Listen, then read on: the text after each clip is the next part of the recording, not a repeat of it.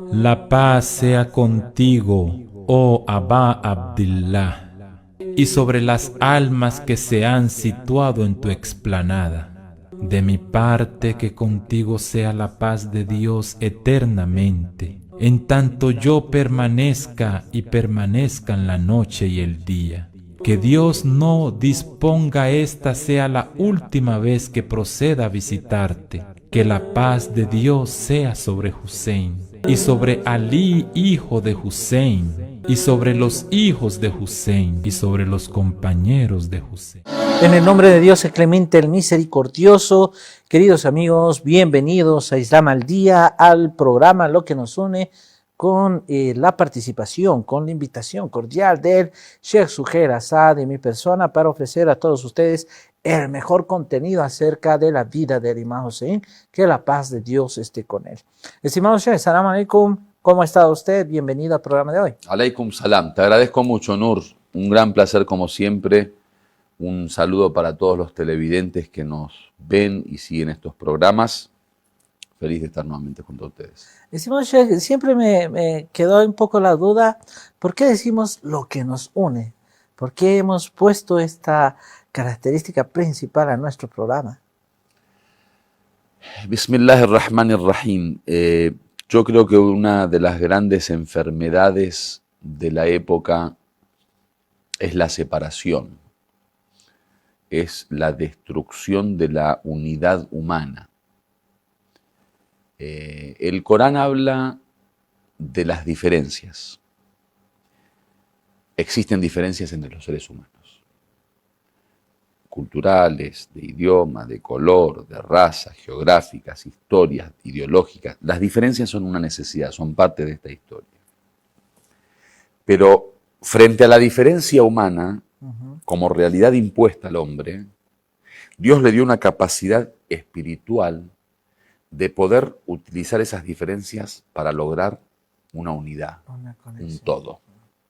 ¿Por qué? Porque esas diferencias son en la multiplicidad que se da bajo un título único de humanidad. Todos somos seres humanos. La unidad en la humanidad, el profeta la responde de esta forma. Dice, kullukum min Adam, wa Adam min turab. Todos vienen de Adán. Y Adán es de tierra. O sea, tenemos un mismo origen. Nosotros vivimos la diferencia en un proceso de unidad, porque todos fuimos creados por el mismo creador. Habitamos la misma tierra. Tenemos, digamos, los puntos innatos de nuestra existencia únicos y repetidos en todos los seres humanos. O sea, en nuestra individualidad somos únicos y diferentes, pero en nuestra humanidad somos uno. Claro. Vos te vas a morir como me voy a morir yo, vos dormís como duermo yo, y comés como como yo, y te reproducís como me reproduzco yo, y te defendés como me defiendo yo, y convivís como... O sea, la naturaleza humana es una y única. Entonces, esa naturaleza humana tiene que reconocer esa unidad y utilizar esa, valga la redundancia, unidad en pro de que las diferencias no se transformen en enfrentamiento.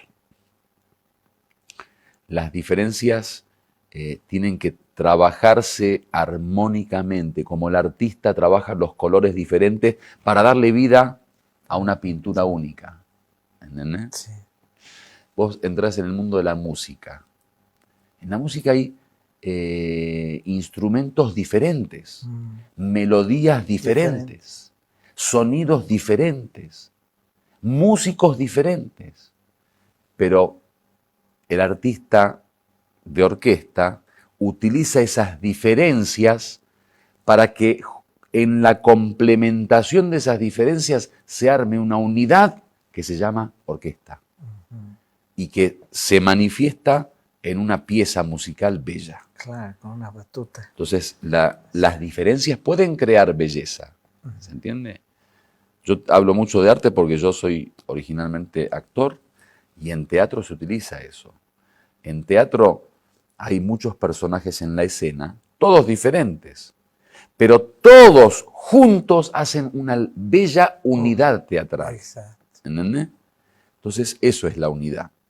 Lo que nos une es que el Imam Hussein es un elemento fundamental en la unidad humana, porque dijimos que su levantamiento se basa en algo innato, la búsqueda de la justicia, la repulsión de la opresión, el acabar con la desigualdad, la defensa de los derechos, que eso son todas cuestiones innatas.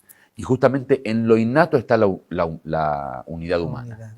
¿Entendés? Sí. Si queremos parecernos al otro, no veamos que él es blanco y este es negro, el otro es rojo, el otro es amarillo, este es gordo, este es flaco. No, veamos su interior en lo innato. Yo ahora me reúno con Nur. Puede que tengamos diferencias culturales, diferencias idiomáticas, diferencias de pensamiento, pero quiero ir al interior de Nur, ver su fitra, su naturaleza primigenia, lo innato en Nur, y en Nur veo a Suhail, desde ese punto de vista. ¿Se entiende? Sí. ¿Por qué? Porque es una copia de Suhail, en lo innato, como es una copia de Carlitos, y una copia de Juan, y una copia de Inés y de María. ¿Por qué? Porque en lo innato está únicamente nuestra humanidad antes de entrar en este mundo, antes de las diferencias corporales, materiales, de colores. La humanidad es como una única materia prima que Dios la repartió entre todos los hombres. Entonces somos lo mismo, somos exactamente lo mismo, no hay diferencia.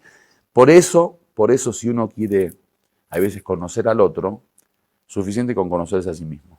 O sea, muchas veces uno quiere interpretar a otros. Bueno, fíjate vos qué es lo que sentís internamente. Hay muchos hadices que el profeta dice eso, ¿no? Es como un espejo. Es como un espejo. ¿No? Del que te ves.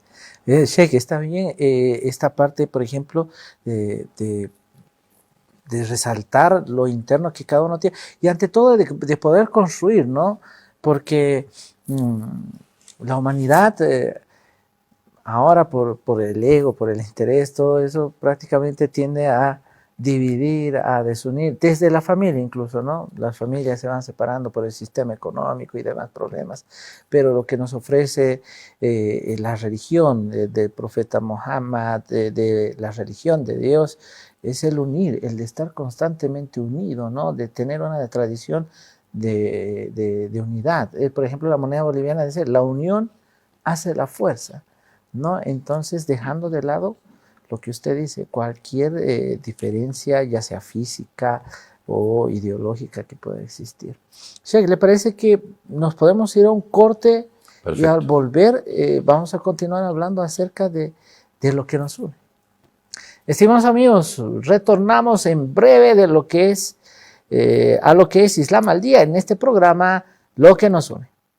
Estimados amigos, continuamos conociendo más acerca de lo que es el Islam a través de la vida del Imam Hussein, a través de este programa, como lo es Lo que nos une, con nuestro querido Sheikh Suhail Asad. Y si ustedes están interesados en conocer más acerca de la religión, a ustedes, queridos jóvenes, amigos que nos están sintonizando, que tienen curiosidad por saber más acerca de lo que es el Islam, la vida de los imames, del profeta del Islam, los invitamos a conocer Islam al Día, que tiene todo el acontecer histórico, doctrinal, acerca de leyes prácticas, acerca de la esencia de lo que es el Islam a través de nuestros grandes maestros como son Sheikh Suhail Asad y todo un equipo de trabajo que tenemos para brindarles a ustedes las 24 horas del día.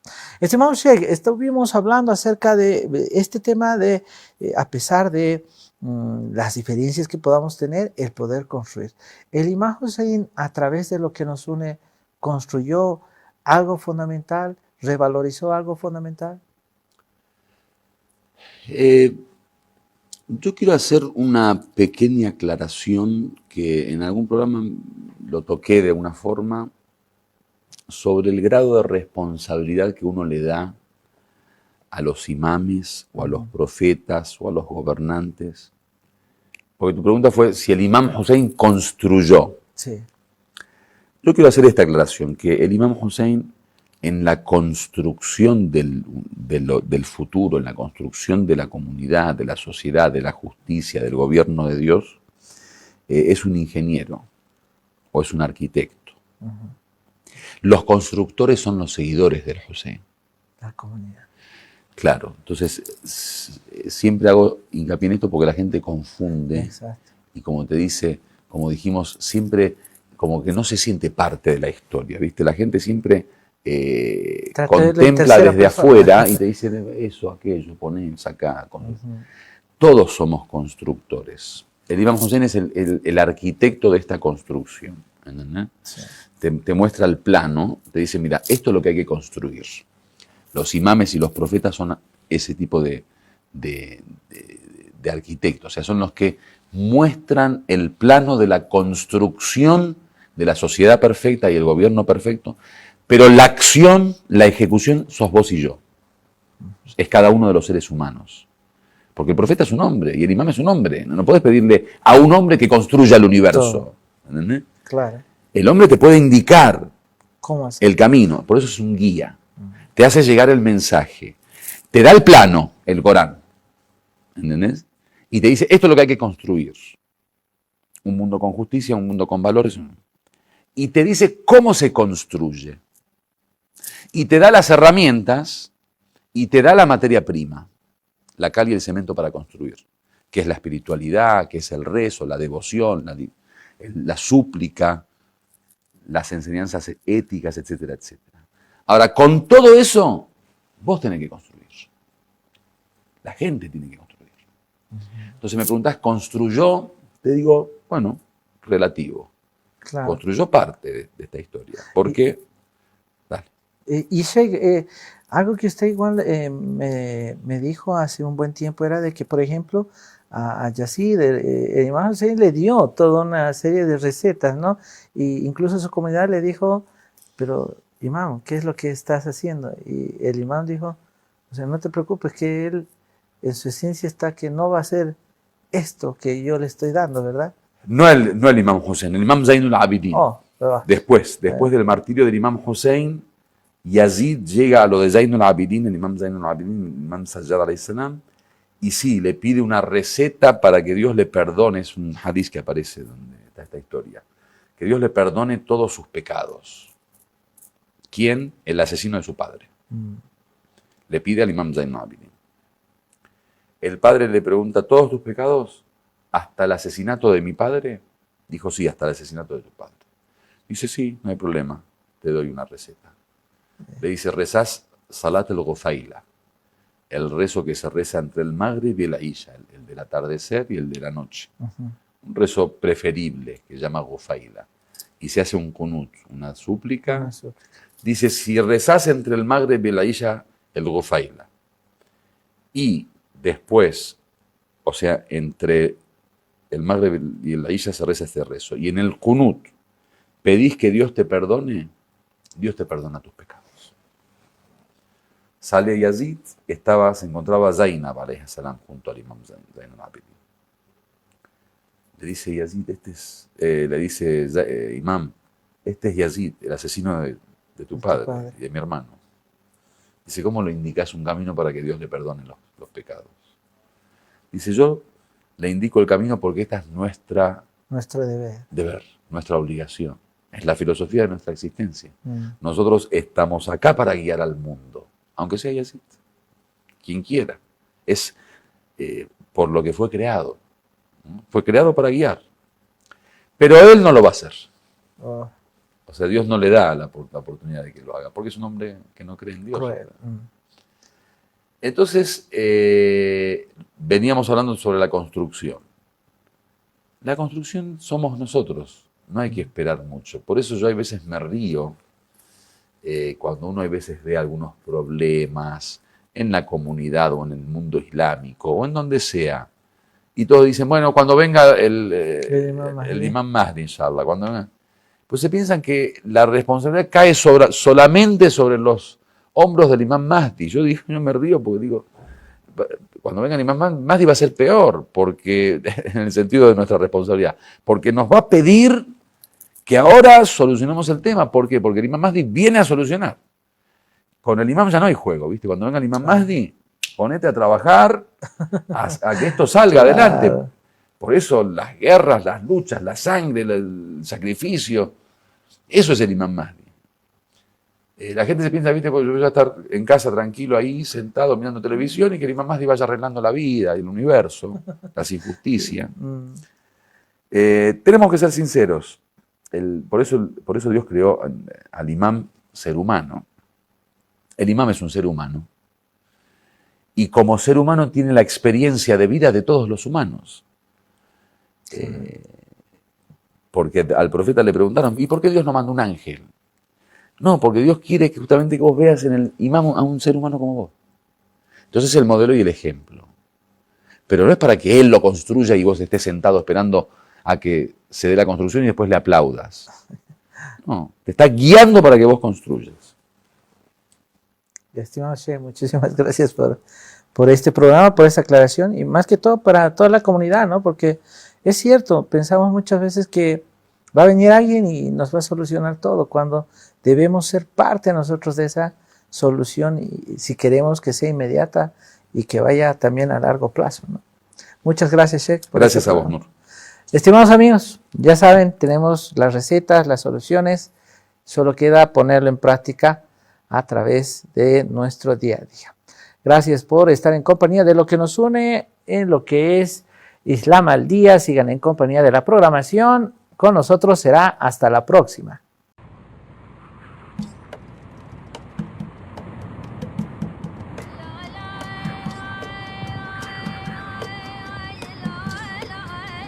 Abbas, la historia de lealtad y valentía. Los lamentos de sed de los niños se escuchaban a través de las tiendas de campaña. Abbas le rogó a su hermano Hussein: «Hermano, dame permiso, tal vez con la fuerza de mi espada pueda traer agua para estos niños pequeños». Inevitablemente se compadeció de su hermano y fue a coger el odre de agua. Niños y niñas indefensos se colgaron del regazo de su tío y derramaron lágrimas. Trajeron la cantimplora seca y le pidieron agua a su tío. La luna de Bani Hashim levantó la cabeza hacia el cielo y dijo: «Dios, no quites mi esperanza. Tal vez pueda traer una cantimplora llena de agua para estos niños». Omar Saad puso a 4.000 jinetes en el Éufrates para evitar que los compañeros del imam Hussein, la paz de Dios sea con él, se acercaran a él. Cuando el ejército del hijo maldito de Saad vio a Abbas frente al río, cerró su camino. Abbas dijo: ¿No temen a Dios? ¿Por qué el hijo del profeta y sus descendientes deben morir de sed? Luego atacó a las filas enemigas. Entró al arroyo y llegó hasta el agua. Se llevó el agua a la boca y tan pronto como quiso beber dijo: «Por Dios, no beberé el agua porque mi hermano, sus hijos y los demás tienen sed». Llenó la cantimplora y lo cargó en su hombro.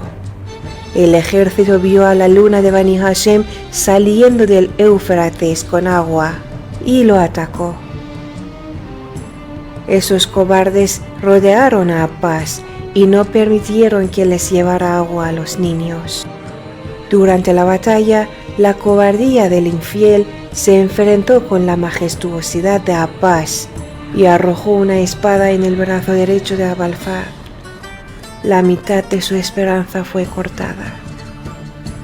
Lanzó la cantimplora a su hombro izquierdo. El mismo tirano malvado dio otro golpe con su espada y también le cortó el brazo izquierdo. La esperanza de Abalfar se desvaneció. Con gran dificultad tomó la cantimplora entre sus dientes para poder llevarlo. Fue en ese momento que 2 flechas del ejército enemigo fueron lanzadas hacia Abbas. Una de las 2 flechas vino y se clavó en la cantimplora. Después llegó la otra y se clavó en su ojo derecho. Y con los ataques del enemigo, finalmente Abbas cayó mártir. صلى الله عليك يا سيدي ومولاي يا رسول الله. صلى الله عليك وعلى أهل بيتك الطيبين الطاهرين المعصومين. صلى الله عليك يا مولاي وابن مولاي سيدي يا أبا عبد الله الحسين. لعن الله الظالمين لكم من الأولين والآخرين. يا ليتنا كنا معكم يا سادتي فنفوز فوزا عظيما. Que Dios te bendiga, oh mensajero de Dios, oh mi Señor, oh mi Maestro.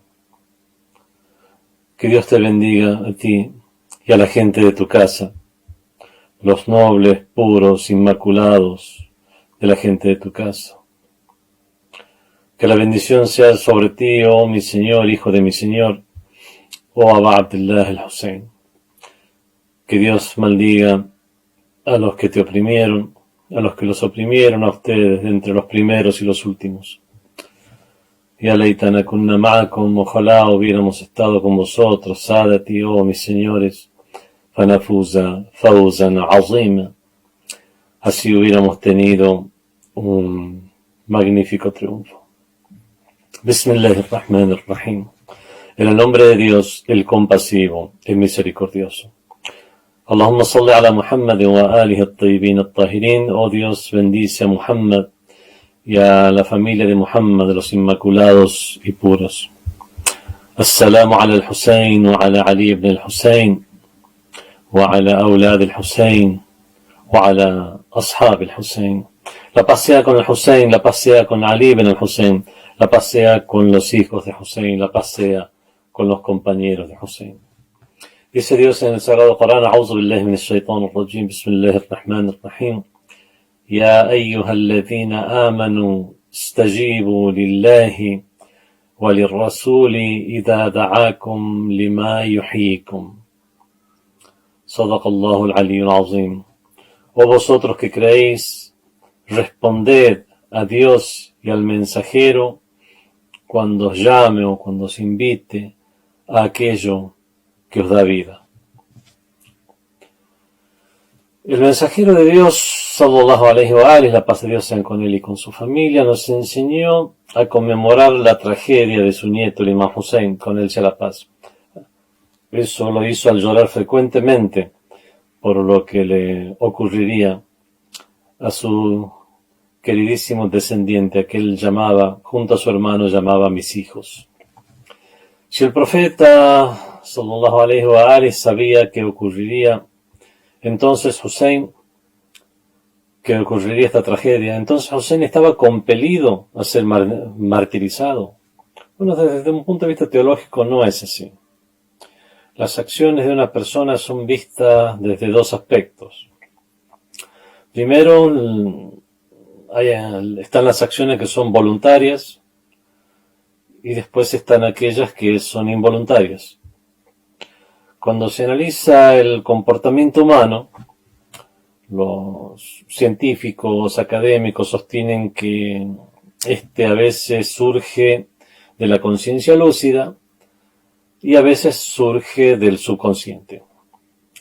Podemos decir incluso que esto que surge del subconsciente es una especie de compulsión para con el ser humano. Cuando una persona se mueve, en cada paso que da hace uso de su voluntad y no se atribuye eso a la casualidad ni a la causalidad externa al mismo ser humano. Algunos sistemas teológicos, incluso algunas ideologías materialistas, afirman que las acciones tienen lugar por compulsión o por la casualidad. Pero el caso es que eso no es así, y este no es el momento para hacer esos análisis teológicos, sino que Dios ha otorgado a cada uno de nosotros el poder de la fuerza de voluntad para que haciendo uso de la misma tengamos el dominio sobre el pensamiento y las propias fuerzas externas e internas, sobre nuestros 5 sentidos y sobre nuestras fuerzas interiores, el poder del pensamiento e incluso el de la imaginación. ¿Cuántas veces sucede que muchos caen en una desgracia que ellos mismos se han infligido? No lo admiten, sino que culpan a la causalidad, sin ni siquiera pensar en el error cometido. Por ejemplo, una mujer se casa o casa a su hija con un hombre sobre el cual piensan que es un creyente justo, y después queda claro que ese hombre era muy diferente a lo que pensaban. Algunos piensan que, o pueden decir que esta mujer ha caído en desgracia, y justifican la situación diciendo que ese era su destino, o que eso es lo que le tocó en la vida, y que debe conformarse con eso. Quienes dicen estas frases olvidan que el ser humano tiene libre albedrío. Dios Todopoderoso en muchos de nuestros asuntos nos hace completamente libres. Al destino podemos dividirlo en 2 clases, porque sí, el destino existe el destino, pero podemos dividirlo en 2 clases. Si uno se suicida, ese será un destino que la misma persona ha generado. Pero cuando una persona muere mientras está durmiendo porque ha tenido un accidente, la misma no será la causante. Así que podemos decir que es un destino que Dios ha dispuesto. Una de las más sublimes bendiciones divinas que Dios otorgó al ser humano es el libre albedrío. Suficiente para contrarrestar esta posible presunción, esta presunción de que estamos compelidos en esta vida, es con narrar el siguiente suceso que tuvo lugar entre Abu Hanifa, que era uno de los alumnos del imán Ja'far Sadiq, con él sea la paz, que después tomó un camino propio y fundó su propia escuela, tanto en teología como en jurisprudencia, si bien es famoso por su escuela de jurisprudencia. Era un suceso que pasó entre él y Bohlul. Bohlul era un primo del califa Harun al-Rashid, que era seguidor de los imames de Ahlul Bayt, que para no ser perseguido por el sangriento califa Harun al-Rashid, a pesar de ser su primo, iba a ser víctima de este tirano. Entonces, por orden de los imames, Abu Bohlul comenzó a hacerse el lunático, el demente, el loco. Una vez estaba Abu Hanifa dando una disertación en público y estaba haciendo unas críticas a su propio maestro, el imán Ja'far Sadiq, con él sea la paz. Y dijo: hay 3 afirmaciones de Ja'far ibn Muhammad que yo no acepto. Primero, atribuye las acciones de las personas a sí mismas, siendo que Dios es el creador de todo, lo que incluye las acciones. Segundo, él dice que Dios Todopoderoso no es visto por los ojos, siendo que todo lo que existe es factible de ser visto. Hay muchas escuelas, o algunas de las escuelas sunnis dicen que se podría llegar a ver a Dios en el día del juicio final, o sea, en el más allá, de una forma que no se comprende. Otros son mucho más extremistas, como los salafitas, y le dan forma a Dios como si tuviera una forma humana. Wastaghfirullah, wal-'iyāzu billah. Bueno, entonces lo que decía Abu Hanifa entonces es que criticaban lo que decía el imam Ja'far Sadiq, que dice: Dios no es visto por los ojos, siendo que según él todo lo que existe es factible de ser visto. Y tercero, Ja'far ibn Muhammad dice que Satanás será quemado en el fuego, siendo que fue creado de fuego. Y el Abu Hanifa pensaba que será castigado, pero de otra manera, no con fuego, y que estará equivocado el secto de los imames del chiismo con sus afirmaciones. Bueno, en esa reunión se encontraba Bohlul. Y Bohlul inmediatamente, cuando escuchó esas palabras, se acercó, levantó pedazos de terrones de tierra, de arcilla, y se lo tiró a Abu Hanifa, le acertó en el rostro y comenzó a sangrar. Abu Hanifa fue con el califa, Harun al-Rashid, y acusó a Bohlul de lo que acababa de suceder. Trajeron a Bohlul y él se defendió, diciendo: Abu Hanifa, dices que las acciones de los siervos no son atribuidas a ellos mismos. En ese caso yo fui compelido a hacer lo que hice y entonces no puedo ser reprochado. Esa es la parte que nos interesa, pero bueno, en las otras dos dijo también, dice que Satanás fue creado de fuego y que por eso no puede ser quemado con fuego. Entonces, ¿cómo te puede haber hecho daño un terrón de tierra si es que tú fuiste creado de tierra? Además dice que estás adolorido, pero yo no veo ningún dolor. Y según tú, todo lo que existe es factible de ser visto. De esta manera, bueno, la parte que nos interesa aquí es la primera, en la cual es muy evidente el hecho que nuestras acciones las realizamos nosotros mismos con nuestro libre albedrío. Así como se salvó Bohlul de la acusación con algo tan simple, y a su vez respondió a estas cuestiones teológicas con un ejemplo, vamos a valernos de los ejemplos para explicar un poco más el tema. Un joven, por ejemplo, dormido, de repente escucha la voz del muazzin, del muezzin, la persona que hace el llamado a la oración. Se mueve de un lado al otro de la cama y se dice a sí mismo que se levantará en 10 minutos. Luego retrasa eso por unos 10 o 20 minutos más y finalmente sigue en la cama hasta que sale el sol y no reza. Lo que pasó fue producto de la casualidad, fue producto de la compulsión. Si la persona podía haberse levantado por sí misma y no estaba compelida a estar acostada, es evidente que eso no es producto ni de la casualidad ni de la causalidad externa. Por ejemplo, porque nadie ha obligado a esa persona a seguir en la cama, simplemente siguió en la cama por remolón. Un acto haram no conduce ni al bien ni a la felicidad. Y las personas tienen que rendir cuenta por las acciones que han realizado.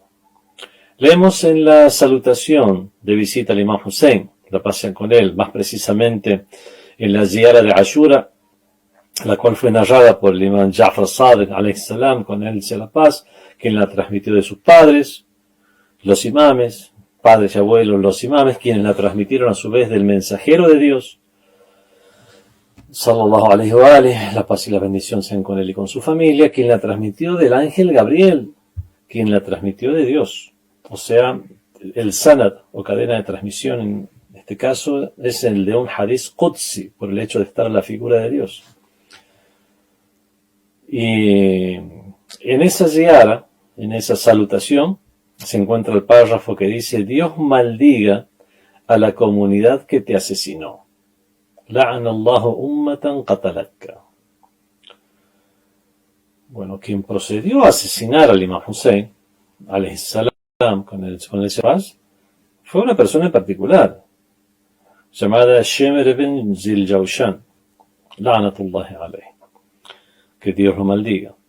Pero con esta frase Dios quiere comunicar que lo que estas personas hicieron fue por su propia voluntad, y se puede atribuir el asesinato del Imam Hussein, con él sea la paz, a todos aquellos que participaron en su asesinato.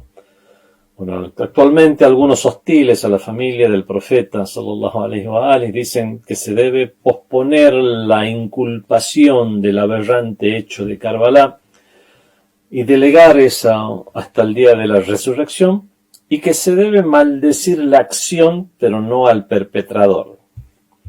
Y de esa manera no quieren que se culpe ni a Yazid, el maldito califa Yazid, que Dios no maldiga, ni a nadie más.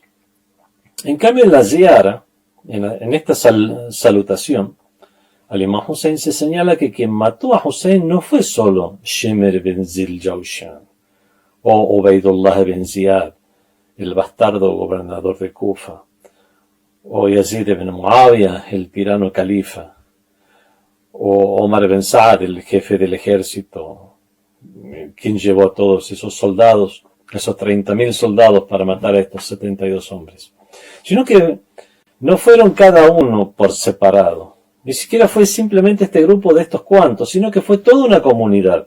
La'ana Allahu ummatan qatalat, que Dios maldiga a una comunidad o a la comunidad que te ha asesinado. Fue una comunidad conformada por una serie de personas, la que mató al Señor de los mártires, a Sayyid al-Shuhada al-Imam Hussein, con él sea la paz.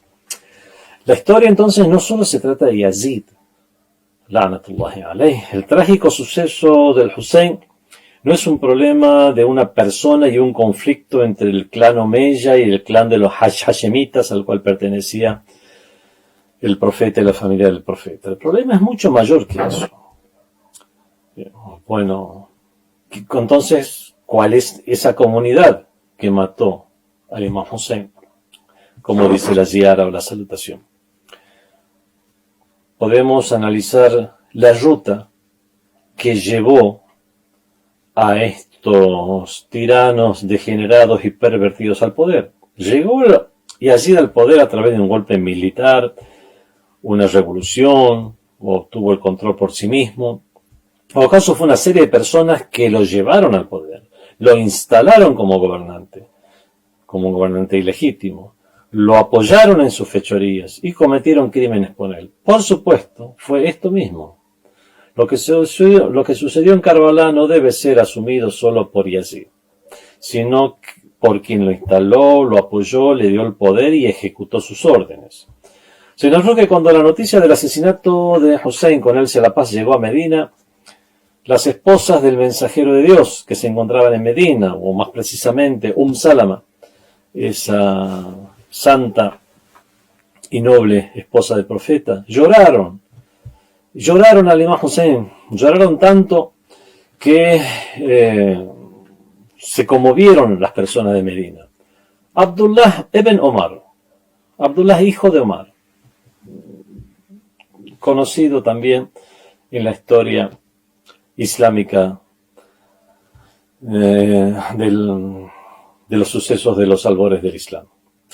El hijo del segundo califa se enteró y comenzó a bofetearse él mismo la cara y desgarró su ropa en jirones y comenzó a gritar: ¿dónde estás, Yazid? ¿Qué hiciste con el hijo del mensajero de Dios?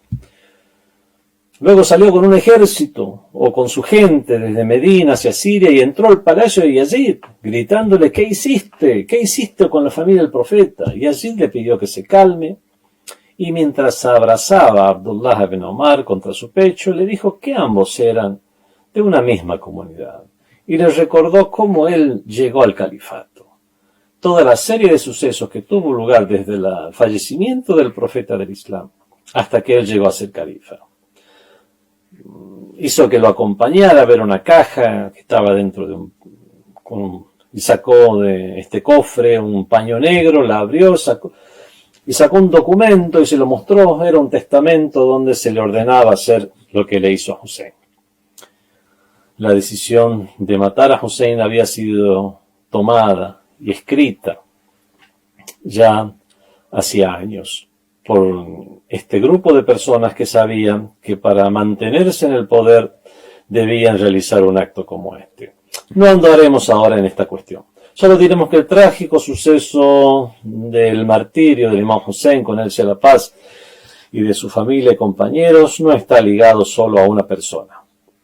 Cuando la gente de Medina se enteró de que Yazid asumió como califa, después de la muerte de Muawiyah, o bueno, otro degenerado, pero que trataba de alguna manera de mantener una apariencia islámica, a diferencia de su hijo, un perverso, un evidente perverso y degenerado.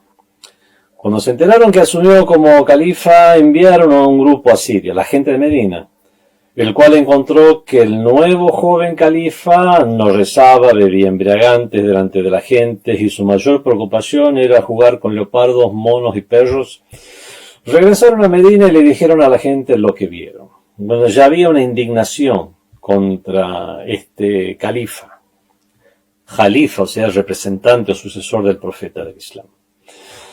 Luego del asesinato del Imam Hussein, con él la paz, grupos de personas de la ciudad de Medina fueron al palacio del gobernador dispuesto por Yazid, llamado Osman ibn Muhammad ibn Abi Sufyan, su sobrino o primo.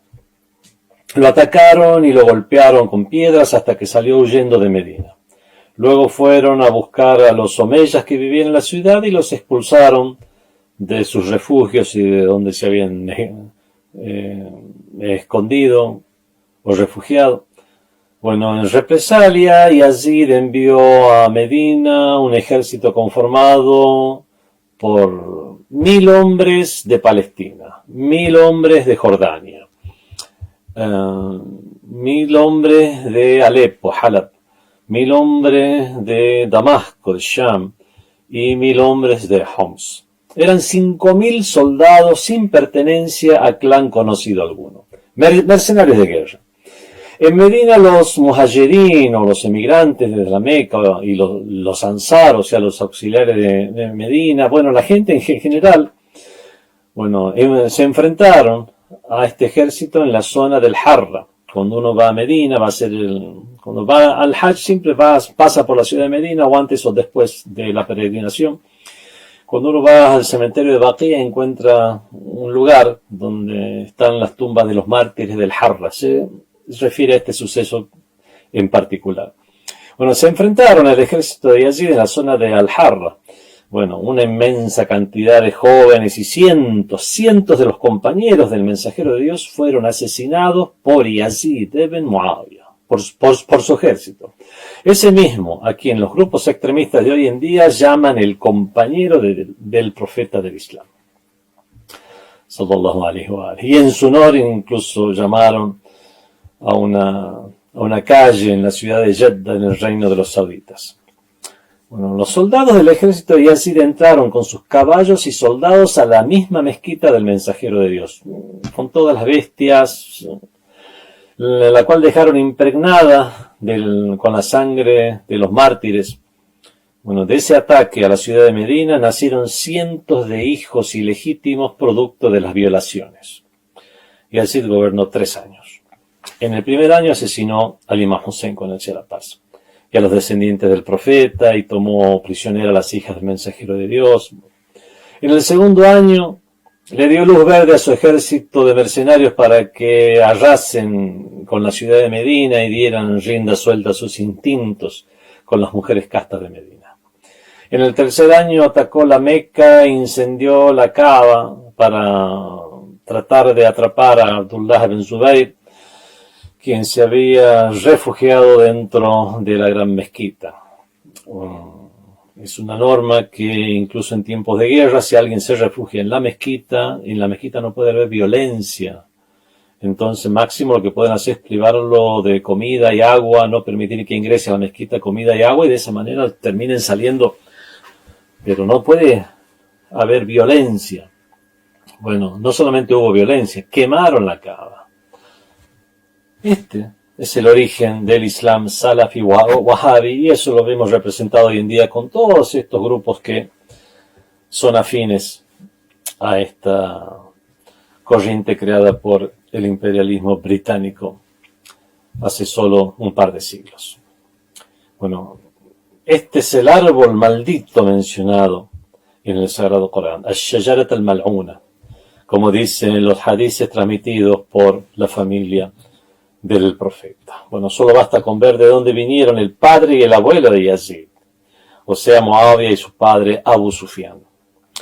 El mensajero de Dios tuvo una visión en la que vio a un mono trepando a su púlpito, a su mimbar, por lo que Gabriel, el ángel de la revelación, con él sea la paz, descendió y le habló de los que usurparían el califato y de los que tienen almas de monos. En este caso, la interpretación o la materialización de esa visión sería el califato de los omeyas. Todo esto quiere decir que el pecado no es un error solo de Yazid, sino que tenemos que discernir la fuente del error. Al ver un edificio y una pared torcidas, reconocemos que el error está en sus bases y que la curvatura permanecerá incluso si seguimos construyendo este edificio hasta convertirlo en un rascacielos. Los califas omeyas fueron unos desviados, un régimen equivocado, una religiosidad falsa y equivocada. Bueno, Al-Hussein, por ejemplo, dijo que Yazid es un bebedor de embriagantes y alguien como yo no le jura lealtad a alguien como él. También dijo, quiero la rectitud y corrección en la comunidad de mi abuelo.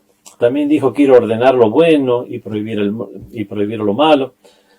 La comunidad o serie de personas que llevaron a la tragedia de Karbala incluye a los padres fundadores de la opresión contra Ahlul Bayt, aquellos que participaron activamente en sucesos como Raziyat Yawm al-Khamis, la desgracia del día jueves, y le negaron al profeta tinta y papel para que dejara sentado aquello mediante lo cual la nación islámica no se desviaría. Esos mismos que le dijeron, nos es suficiente el libro de Dios, siendo que habían escuchado al profeta decir tan solo unas semanas atrás, dejo entre vosotros dos cosas preciosas, as-Saqalain, el libro de Dios y mi Ahlul Bayt y mi descendencia. Wa'itrati Ahlul Bayti. Ambos no se separarán hasta que vuelvan a mí en la fuente del paraíso. A pesar de haber escuchado esto, vemos cómo se pusieron en contra, se armaron dos grupos en ese suceso en particular, Ahlul Bayt por un lado y esta otra gente por el otro lado. Por la indignación que causó el asesinato de Hussein y su familia y compañeros, Yazid y los omeyas tuvieron que volver a tratar de mostrar una apariencia islámica como lo hacía Muawiyah, aunque solo engañaban a los incautos.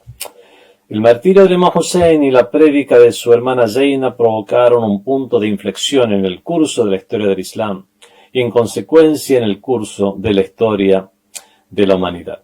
Solo las personas lúcidas pueden comprender el despliegue de valores humanos catapultados a la historia de la humanidad por generaciones y milenios, lo sublime de la preservación del honor y la nobleza, la muestra de heroísmo y la forma de recibir el martirio o de aceptar el martirio por la satisfacción de agradar a Dios. Y que todo eso sea cumpliendo el designio del Dios del universo y por la preservación de su sendero. Haciendo eso con lo sublime o con la sublime gracia del libre albedrío. Bueno, ese fue un destino elegido por Dios y por sus protagonistas. Fue una sublime elección de personas predestinadas a tener un bendecido libre albedrío a pesar de las adversidades y la aparente compulsión. Solo comprendiendo estas realidades es que podemos comprender la respuesta de la gran Zainab, con ella sea la paz, cuando el maldito gobernante de Kufa, Ben Ziyad, le preguntó para mortificarla, ¿cómo viste lo que Dios hizo con ustedes? A lo que ella contestó, Ma ra'aytu illa jamila. No he visto más que lo bello. هؤلاء قوم كتب الله عليهم القتل فبرزوا إلى مضاجعهم. Estas fueron personas a quienes Dios les decretó morir en su sendero y ellos lucharon denodadamente por alcanzar su destino. El Imam Hussein se enfrentó a una nación pervertida, a una comunidad de perversos. Los omeyas y la ideología takfiri aún existen. Los grupos extremistas de tendencia salafi wahhabi cometen el mismo tipo de matanzas y actos de terror contra la humanidad. Incluso si su eventual contrincante testifica con los dos testimonios de que no hay divinidad más que Dios y que Muhammad es su siervo y mensajero. Bueno, así como el sol le da energía a la tierra, Hussein le dio energía a la nación del Islam y lo sigue haciendo. Ninguna comunidad tiene una energía como aquella que nos da Karbala. Encontramos seguidores de Ahlul Bayt en todas partes, pero en nuestros países de Iberoamérica más nos encontramos con nuestros iguales en comunidad, con quienes nos une la atracción y búsqueda de los valores sublimes. La consigna de este año es lo que nos une. Bueno, Hussein es un tema que une a los libres del mundo de forma permanente, ya que kullu yawmin ashura wa kullu ardin Karbala. Todos los días son Ashura y toda la tierra es Karbala. Wassalamu alaikum wa rahmatullahi wa barakatuh. Novena noche.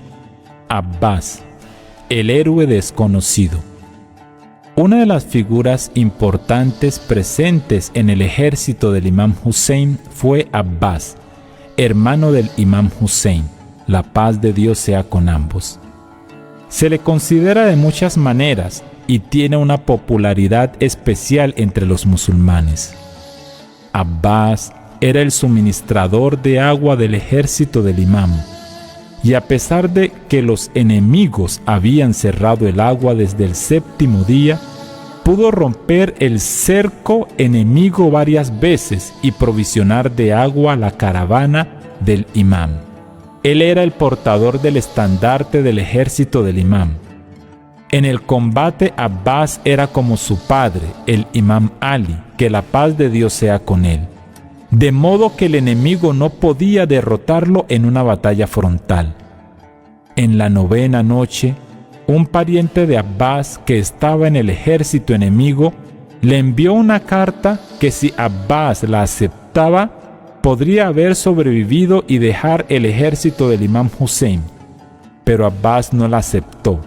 La figura de Abbas es famosa en el día de Ashura. Los enemigos le cortaron cobardemente las manos y le perforaron la cantimplora para no permitir que una gota de agua llegara al ejército del Imam Hussein. Este es uno de los momentos más dolorosos de Ashura, que muestra que los enemigos habían olvidado las fronteras de la humanidad. Momentos antes de su martirio, Abbas, mientras llenaba la cantimplora en el agua corriente, aunque tenía sed, no bebió agua por respeto al Imam Hussein y la sed de sus compañeros, y finalmente fue martirizado con los labios secos y sedientos. Bismillahirrahmanirrahim. Assalamu alaikum wa rahmatullahi wa barakatuh. Mi nombre es Abdul Karim Orobio, de la ciudad de Cali y Buenaventura. Estamos en la Husainía Al-Kauthar conmemorando estas noches especiales del martirio del Imam Al-Hussein alayhi salam y su familia y sus compañeros. Definiríamos el movimiento de Karbala como un movimiento de elevados estándares de espiritualidad y conexión con Dios. Karbala, o el movimiento de Karbala, es la máxima expresión de el amor a Dios. Es la máxima expresión de Tawhid. Como diría un gran sabio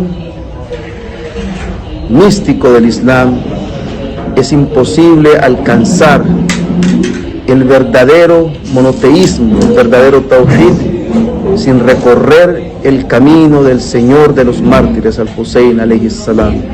Esta frase es muy profunda. No podemos llegar a la perfección anhelada, esa perfección que nos hace representantes de Allah en la tierra, sin conocer al Hussein, sin entender al Hussein y sin interiorizar el mensaje de Al-Hussein alayhi salam. Quiero enviar mis más fraternales saludos y condolencias a toda la umma islámica en estos días. Estamos con el hermano Shabazz, uno de los pioneros del movimiento islámico en Colombia, aquí en la Husainía de Kauthar, y queremos que el hermano nos diga unas palabras, lo que significa para él el Imam al-Hussein o el movimiento de Karbala. Tafadhal, apreciado hermano. El Imam Hussein para mí significa la lucha en contra de la opresión y la injusticia, la lucha del ser humano por ser libre y por la búsqueda de Dios. Karbala es un modelo para todos aquellos pueblos oprimidos que quieran, que tengan el deseo de salir adelante. Inshallah. Salawat. Allahumma salli ala Muhammad wa ali Muhammad. Tenemos a nuestro apreciado hermano Abu Sabr, que nos va a decir unas palabras también sobre el Imam al-Hussein, el movimiento de Karbala. Querido hermano, se presenta, hermano. Assalamu alaikum wa rahmatullahi wa barakatuh. Bismillahirrahmanirrahim. Soy el hermano Abdul Saber de la ciudad de Cali, Colombia. Represento la comunidad de Kauthar también.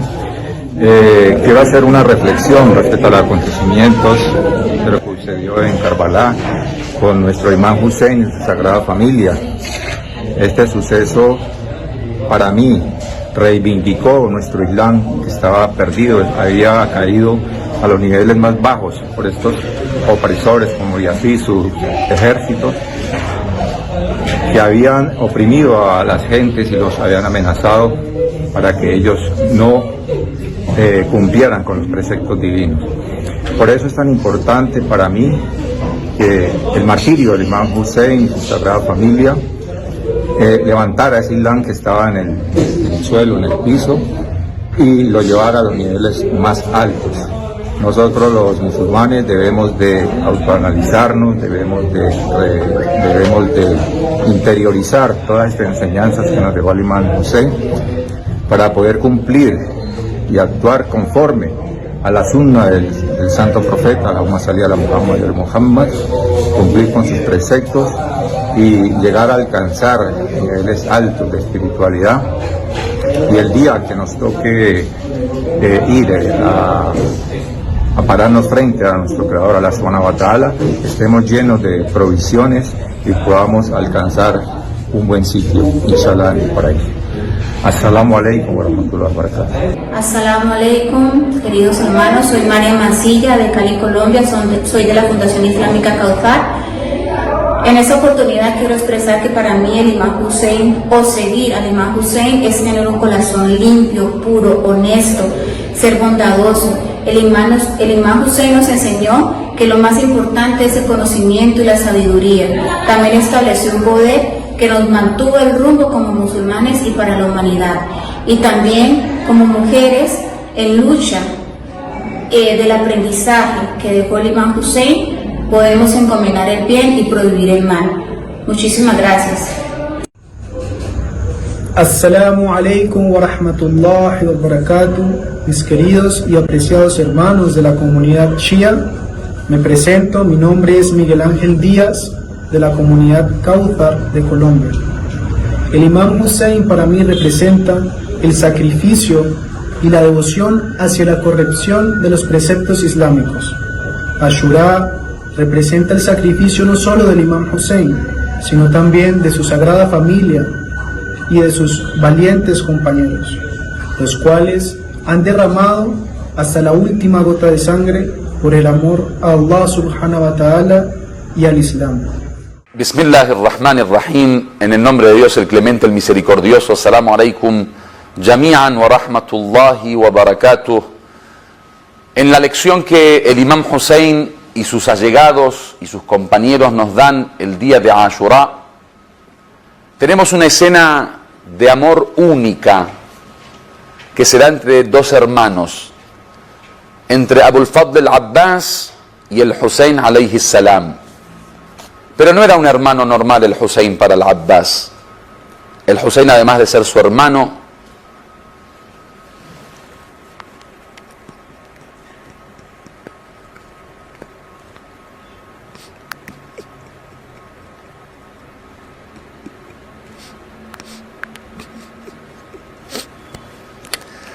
era el imam del Abbas alayhi salam. En los momentos últimos, antes de despedirse de esta vida, Abul Fadl al-Abbas se encuentra tirado en la tierra. Se acerca al Hussein y Abul Fadl al-Abbas, ya ciego porque le habían tirado una flecha en sus ojos, antes de despedirse de esta vida terrenal y pasajera, el Hussein pone su cabeza sobre sus piernas y Abul Fadl al-Abbas vuelve a poner su cabeza sobre la tierra.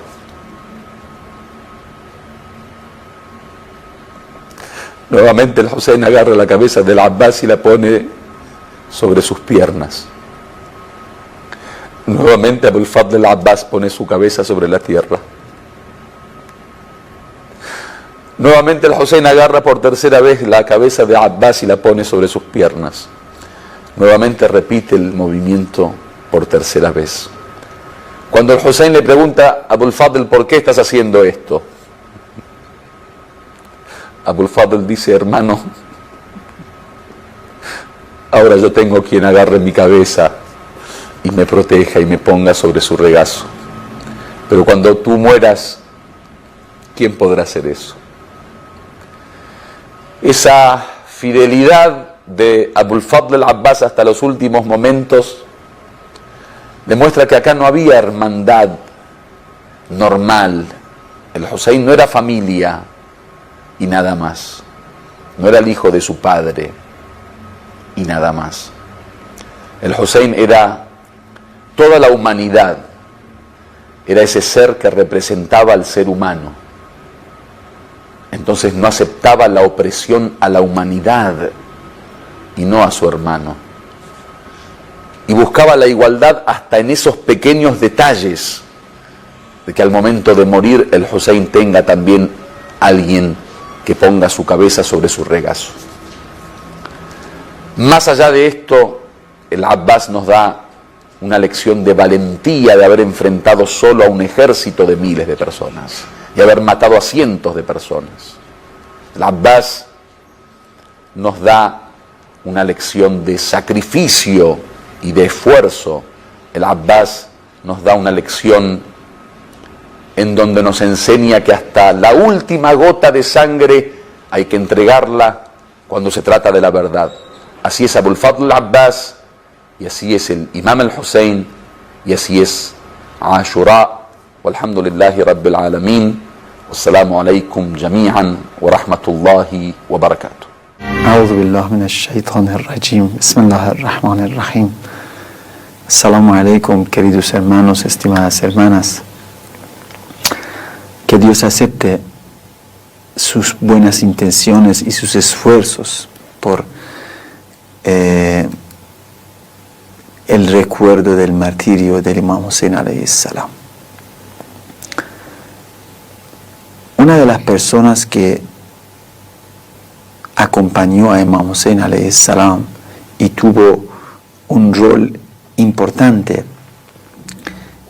en todos los acontecimientos de este viaje, y en especial el día de Ashura, era el hermano menor de Imam Hussein alayhi salam, llamado Abbas, también conocido como Abul Fadl al-Abbas.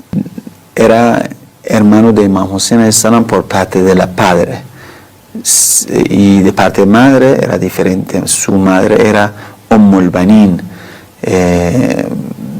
y madre de Imam Hussein, bueno, ustedes saben bien que era Fatima al-Zahra, la pasa con ella. Abul Fadl al-Abbas, junto con sus tres hermanos de madre y padre, acompañó a Imam Hussein alayhi salam. Ahlul Bayt alayhimus salam, los imames, apreciaban mucho a su tío Abul Fadl al-Abbas. Me refiero años después del martirio de Abul Fadl al-Abbas, vemos unas palabras bien como valiosas y de valor acerca de la personalidad de Abul Fadl al-Abbas, unas palabras digamos hechas y mostradas a la boca de Ahlul Bayt alayhimus salam. Por ejemplo, Imam Sajjad, Imam Zain al-Abidin, hijo de Imam Hussein, después de Ashura, después del evento de Karbala, siempre y cuando veía al hijo de Abul Fadl al-Abbas, un hijo que se llamaba Ubaydullah, cuando lo veía le corrían los llantos, las lágrimas, y lloraba y decía,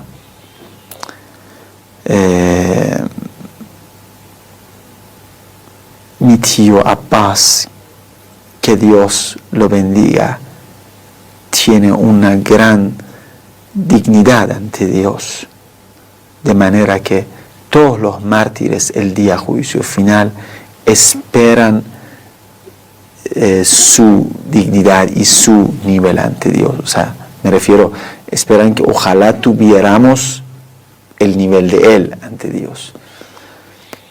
También en otras narraciones tenemos otras palabras lindas en cuanto a la dignidad de Abul Fadl al-Abbas,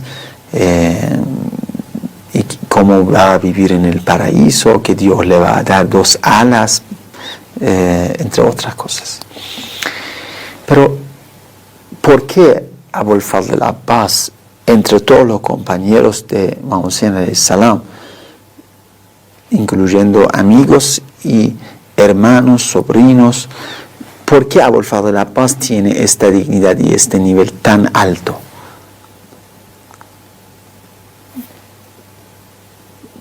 Bueno, si buscamos los apodos de este hombre, los nombres por los que le llamaban la gente, encontramos muchos nombres. Bueno, el apodo de una persona entre los árabes es algo que significa algo de sus caracteres, ¿sabes? Por ejemplo, si querían llamar a uno, bueno, cuando nacía lo ponían un nombre, pero después, cuando crecía, si tenía algún carácter positivo o negativo, también lo llamaban con su carácter. ¿Me explico? Así que a Abul Fadl al-Abbas lo llamaron como Qamaru Bani Hashem, la luna del tribu Bani Hashem, porque era muy lindo, muy bello de la cara, guapo. También lo llamaban, por ejemplo, Babul Hawaij, la puerta de las necesidades. Eso es una expresión en árabe, cuando quieren decir tal persona vive de manera que siempre los necesitados, ¿cómo se llaman? Van a su puerta y le piden ayuda, y él hace todo posible para ayudar a la gente. Lo llaman así, dicen, tal persona es Babul Hawaij, es la puerta de las necesidades de la gente. Imam Sajjad, la pasada con él, dijo, nuestro tío Abbas era Babul Hawaij, o sea, era puerta de las necesidades, Mundu kana amradan, desde cuando era muy adolescente, de manera que no tenía barba en su cara. O sea que Abul Fadl al-Abbas, desde cuando era un adolescente, era un niño, un hombre de 13, 14 años nada más, o menos puede ser. La gente le pedían ayuda y él hacía todo posible para ayudarlos. O sea, importante. También tiene el apodo muy famoso como Saqqa, aguatero, por lo que hizo el día de Ashura. También lo llaman Alamdar, o sea, como portaestandarte, porque el día de Ashura todo el tiempo la bandera del ejército de Imam Hussein estaba en la mano de Abul Fadl al-Abbas hasta la última hora. Pero entre todos estos caracteres y estos atributos, 2 caracteres son los más importantes, por los que Abul Fadl tiene esta dignidad tan alta ante Dios. ¿Cuáles son? Primero, ser dueño de una profunda percepción. Y segundo, ser un hombre entregado totalmente, obediente totalmente ante las órdenes de su imam, de su walí. Él era muy inteligente y tenía, como dije, profunda percepción en cuanto a los acontecimientos, a lo que pasaba, a las situaciones. 2 veces el enemigo le mandó las cartas para darle, ¿cómo se llama? Para darle la paz, o sea, decirle que mira, que apártate de Hussein, nosotros te dejamos en paz, no te vamos a perjudicar ni a ti ni a tus 3 hermanos que te acompañan. 2 veces le mandaron esta carta, pero él es tan inteligente y conoce la situación, sabe que eso es un engaño para dañar, para dañar la parte de Imam Hussein y su caravana, para hacer divisiones entre ellos, y en ambas partes rechaza. También muy sometido ante las órdenes de su imam, aunque es un hombre valiente, un hombre que puede tener su forma de pensar, su forma de decisiones, de personalidad especial suya, pero siempre, no solo en Karbala, en toda la vida, atestigua la historia, que en toda la vida Abul Fadl Abbas siempre andaba detrás de su imam y hacía lo que imam le ordenaba.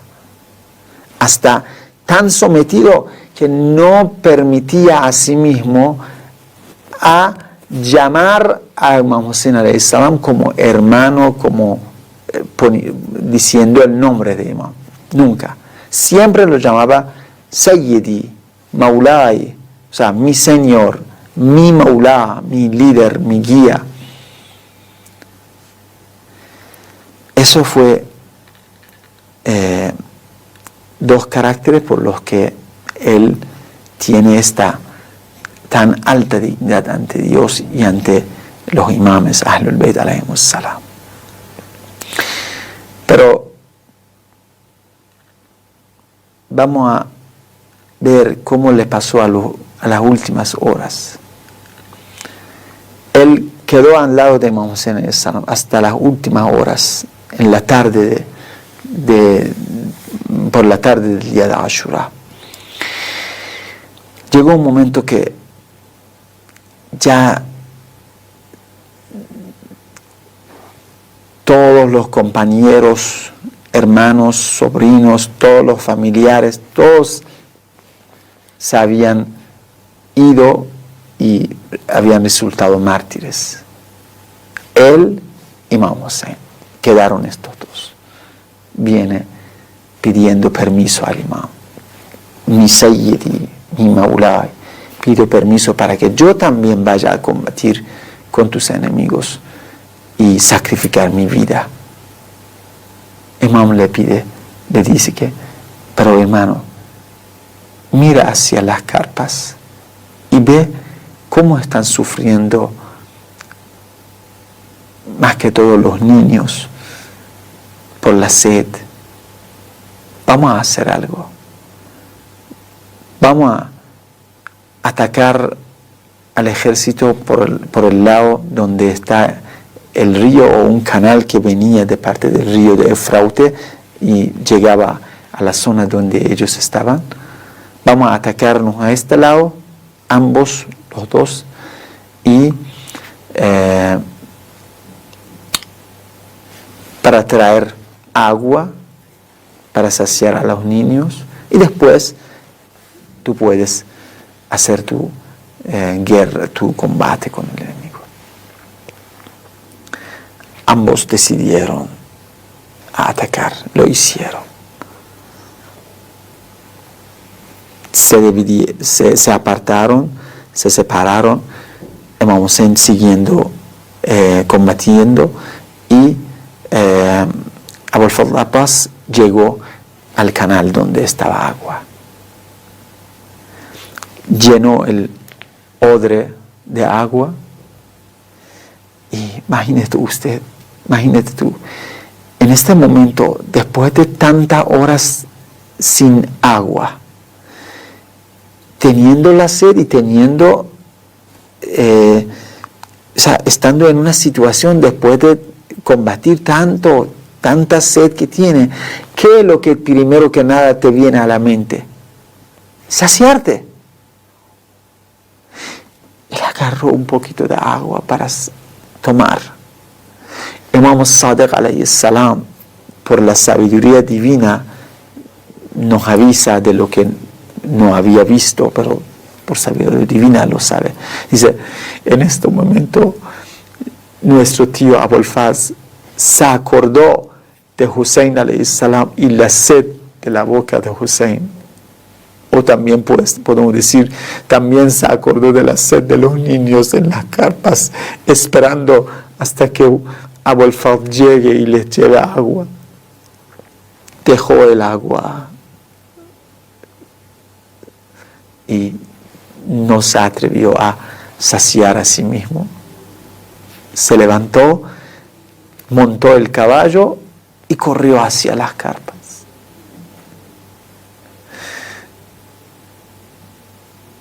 Corriendo hacia las carpas, los enemigos que no se atrevían a enfrentarse contra él se ocultaron detrás de las palmeras y empezaron a tirar las flechas.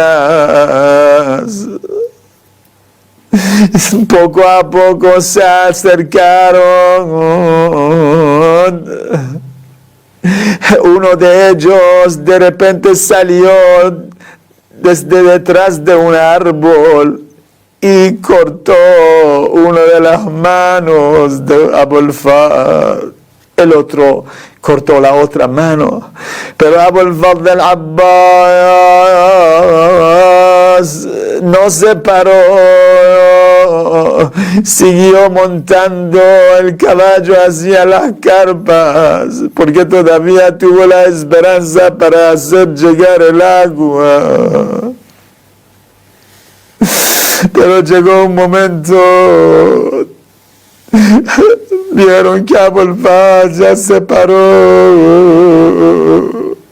y no quiere adelantarse más.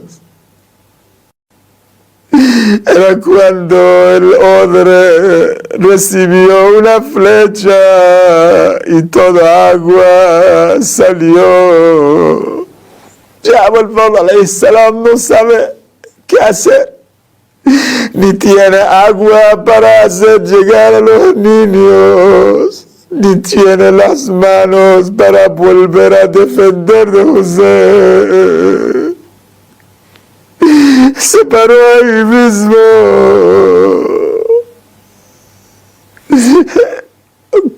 Después del evento de Karbala, cuando la caravana volvió a Medina, contaron lo que sucedió a madre de Abul Fadl, que se llamaba al-Banin. Le dijeron, al-Banin, los enemigos mataron a tu hijo Abul Fadl al-Abbas, y le contaron lo que pasó. Cuando le dijeron que a Abul Fadl le cortaron las manos y después le golpearon la cabeza, ella dijo, si no me hubiera enterado de que lo habían cortado las manos, no pudiera aceptar que alguien pudiera acercarse a él y golpear su cabeza.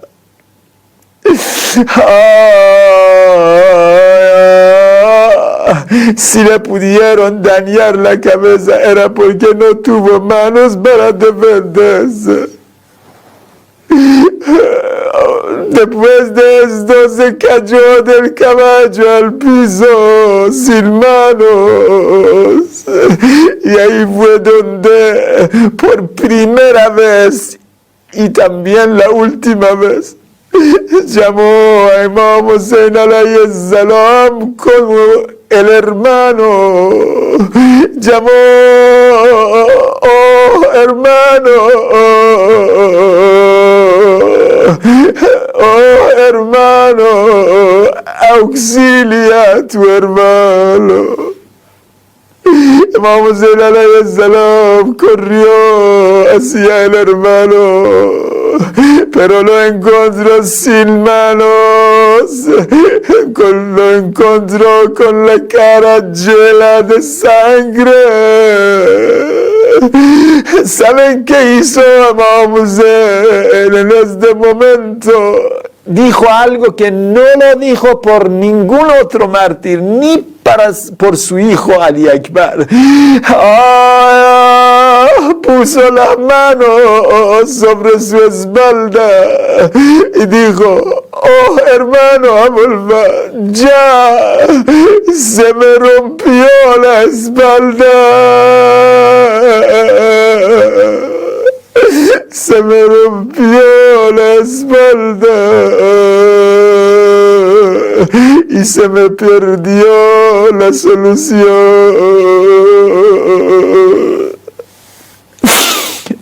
Sallallahu alayka ya Abu Abdullah. Saludos y bendiciones de Dios sean sobre Hussein y su querido, amado hermano Abul Fadl Abbas.